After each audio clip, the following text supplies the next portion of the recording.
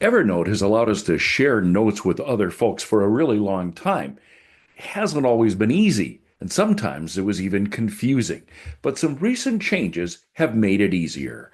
Hi, I'm Dave Edwards. Today I'll show you how it works, plus we'll talk about some bugs and their fixes, and also answer the question, has Evernote become just too complicated? Thanks for joining me today. Please subscribe if you enjoy these kinds of videos. So if you have version 10.122.1 or later, you will have noticed some pretty significant changes in the note sharing process, all for the good. Click the share button in the upper top right corner of the note to begin. So the blue share button, once you click it, you have a number of options that you can use.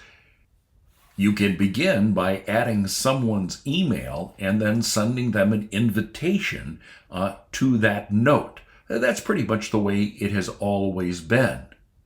And in this case, this note would be restricted that only this person could access the note. If you wanted to share it more broadly, let's say to a lot of people, there was a second method for sharing the note. Now, I'm not going to confuse you with that, but you now have different options. Now you've restricted the note to one person, but you also have other options. You can create a link and then anyone with that link can view, or you can give permission for anyone with that link to edit the note. Now, I almost never use this feature because I want just the person I'm sending the note to. Let's say, for example, a client. I want the client to be able to edit the note, but I don't want my client to then share that note with someone else and give them editing permission because that might affect my material. Now, of course, if my client wants to share the link with someone on their staff, okay, well, that's fine. That's up to them because I'm doing work for that client. In that case, I would certainly set it this way. Or if I'm just doing a one-off and I'm just sharing it with one individual person and I don't want anyone else to have access to it, I don't want them to share that information, then I would click this. So let's click on anyone with the link can view. And now I copy the link and the link has been copied to the clipboard. So now I can go to a different note. And if I come over to a different note or an email, I can then paste that note link directly into that email, or in this case, another note. So, this is a web link. And you'll note here that it does have a regular HTTPS web link. And what you'll notice that's also different is that now the link always begins with share.evernote.com/note and then a restrictive code.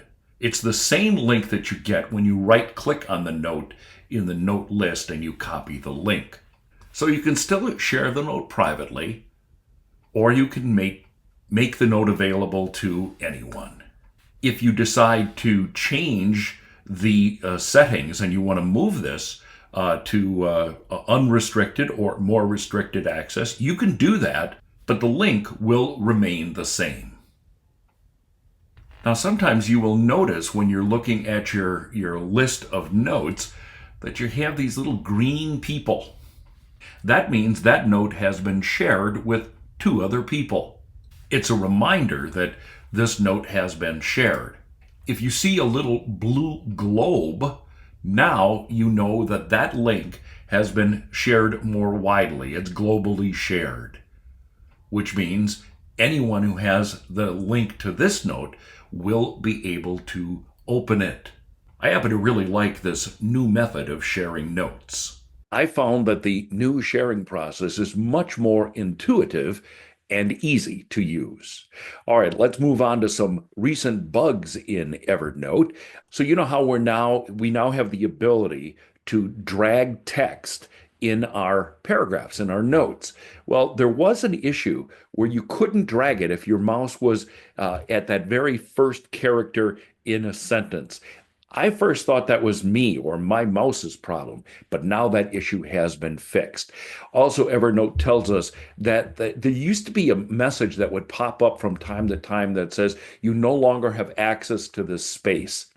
That wasn't true, and now apparently that has been fixed. Let's move on to a viewer question. Actually, this is a comment that I saw in the Evernote forum that I thought I'd want to share because it triggered some ideas. The comment was this: Evernote is updating constantly and introducing new features. I do not need those new features. I just need that simple old good Evernote to make notes and share and edit those between different devices. Can you have a simpler version for users like us, like offering basic and professional versions? Well, that's not likely. But here's the good news that I don't know that this person has picked up on. Just use what you need.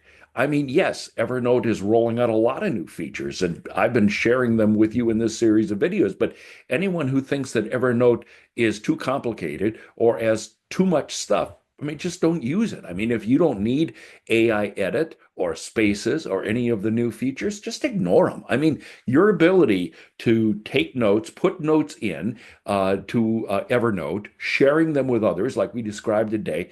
I mean, that's the pretty basic stuff. You can email stuff into Evernote. You don't have to use all the fancy features. Um, I knew someone who just put everything into one notebook and then used the search function to find what he needed. That's not something I would recommend. But the issue is, do what you want. The beauty of Evernote, and sometimes the curse, of course, is that it is an open canvas. But in this case, just use the features you want. Now, the issue, of course, is what are you willing to pay for? If you're using all or most of the features, great. Then you probably think that Evernote is worth it. But if you're like this person who just wants very simple stuff, I mean, you might be able to do that just within Dropbox. So you've got to make those decisions. But I'll let you in on a secret. I don't use all of the features that Evernote offers. I mean, a good example, I don't use their calendar. And the connection that you can build with other calendars. That's primarily because I use iCalendar. That's not supported in Evernote. No big deal. I still get plenty of satisfaction by using all of the other features in Evernote. So that's my 2 cents at any rate. Hey, do you have an Evernote related question or a thought?